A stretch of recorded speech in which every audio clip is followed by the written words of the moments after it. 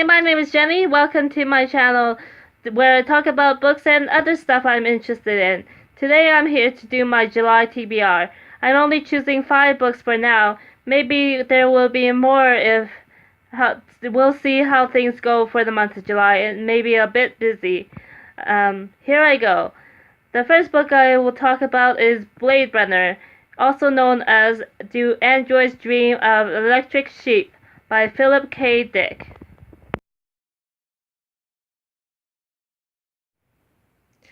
I have the 1982 Blade Runner movie edition with the poster for the movie on the cover. The book is still Do Androids Dream of Electric Sheep. The movie itself was loosely based on the book.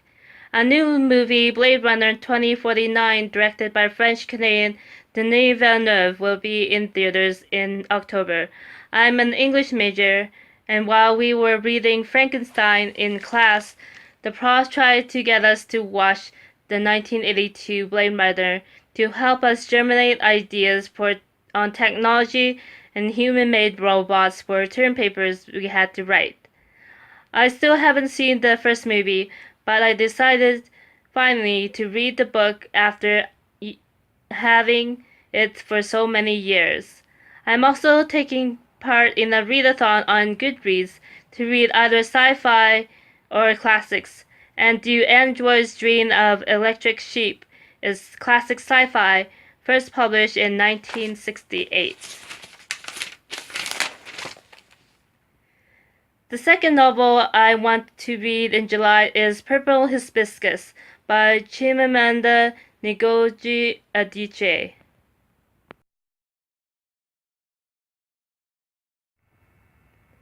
Set in Nigeria, the story follows Kambili, age 15, and her older brother. They come from a wealthy family. While they seem to have an idyllic life, her father, a businessman, is a fanatical religious man with high expectations for his children and wife. Kambili's aunt Ifoma decides to intervene.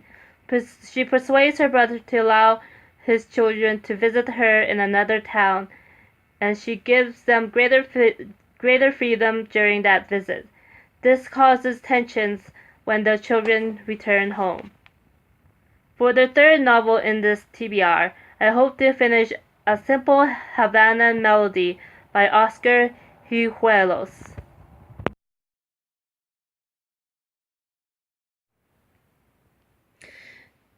In A Simple Havana Melody, Israel Levis returns to Cuba after time spent in Europe, composing and playing music.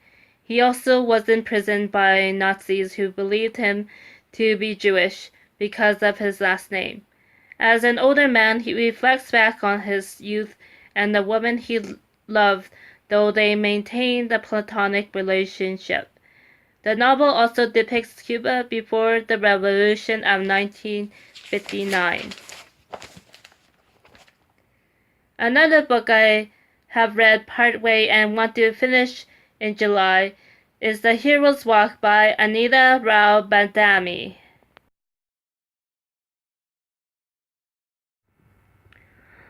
Set in a seaside town on the Bay of Bengal, Sirupathy Rao is in his middle ages. He became estranged from his daughter after she married a white Canadian and settled in Canada with him. After his daughter and her husband die in a car accident, Sirupathy Rao finds himself the guardian for his 7-year-old granddaughter, Nandana, who is only known Canada. Sirupathy must find a way to create a bond with Nandana while also dealing with his loss. Finally, by the end of July, I hope to read Orlando by Virginia Woolf.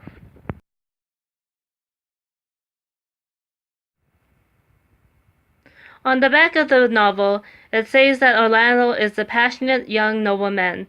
He spends his day in rowdy revelry filled with the delights of Queen Elizabeth I's court. Orlando was a poet who transforms into a woman and lives for centuries. Over time, Orlando witnesses history and meets key figures in English literary history.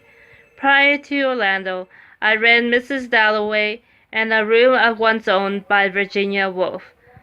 Alright, that is for my July TBR. I'll probably become busier with more books depending on how my research goes for projects that I'm working on. Thanks for watching, and I'll see you next time. Bye!